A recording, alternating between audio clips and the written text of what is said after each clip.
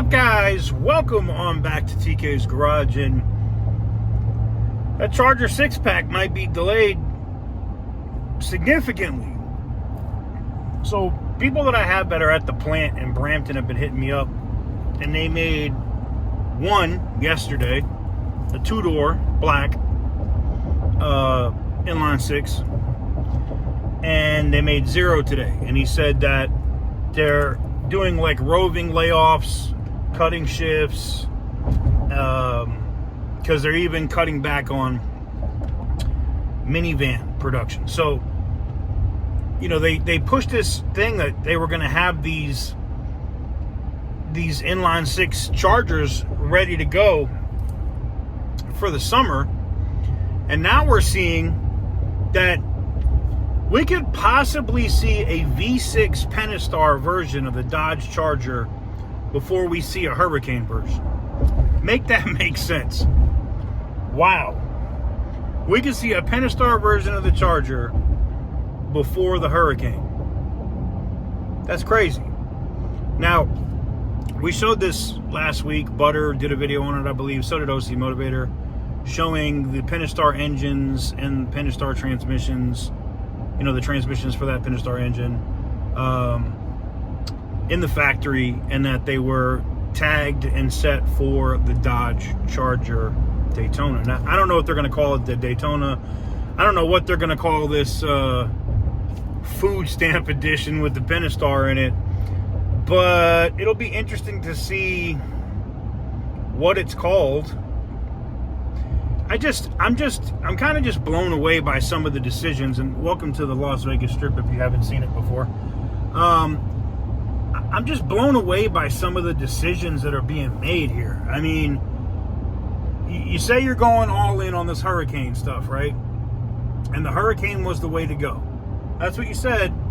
You know, it was going to be Hurricane and EV only, that, you know, the Hemi's not coming back. Then you're building test cars with the Hemi in it. Then you got mules with the Hemi in it that you're testing. What I don't understand is, if you know that the Hurricane's not going to work, just announce it. It's not, it takes nothing. We already know you have the production capacity in Mexico to build these engines, right? We already know that you can build these 5.7 Hemis in Mexico at no problem. So you could build those engines and start putting them into the Dodge Charger Daytona, and it would significantly bump up sales. What I find interesting is I think what the problem is they don't want to cut prices. And right now, they're having to cut prices so much. They're having to cut pricing so much on the EV versions, even the Scat Pack, that I think they're afraid that if they come out with the Hurricane version and it doesn't sell, they take a bath on those too. They expect to lose money on EVs.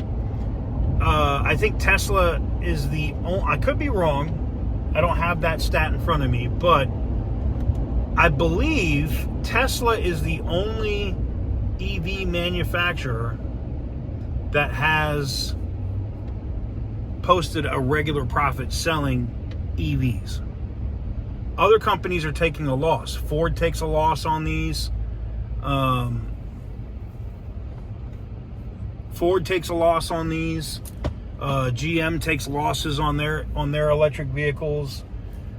It's like an offsetting thing. They do it so that they can, you know, mess with the CAFE standards, which, by the way, are being changed. So that's not going to matter anymore, which are going to make manufacturers not want to build them anyway.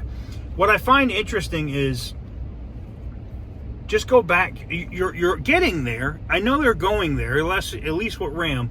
You're getting back to what customers actually want. Now that you're actually going back to what customers want, Hemis, maybe even the Pentastar for people that just want that A to B Charger but like the look of the Charger but want a gas engine. I get it. But you can't just give the customers what they want. You also have to have it at the appropriate price. Because if the Pentastar Charger comes out and that's a $50,000 vehicle, it's dead. It's dead. if that car comes out at more than $34,999, like if it's more than $35,000, not going to sell. It's trash. It's not going to sell. And I already know there's going to be people in the comments, oh, it'll sell it 40 TK, it'll sell it 40, it'll sell it 40. No. We're talking about Scat Fact territory in 2020. And I don't want to hear, I've already had people in the TK, you're just old, that was 5 years ago. Yeah, 5 years ago, I probably had your mother's ankles on the headboard, too. But I just got to keep it real. I just don't see it. I just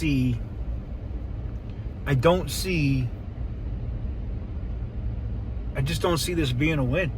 I don't. And I'm wondering if the Hurricane could get pushed back so far back now where we don't see a Hurricane version of this car. I mean, there's plenty of mules out. We know that they've built some, and it's going to come out at some point.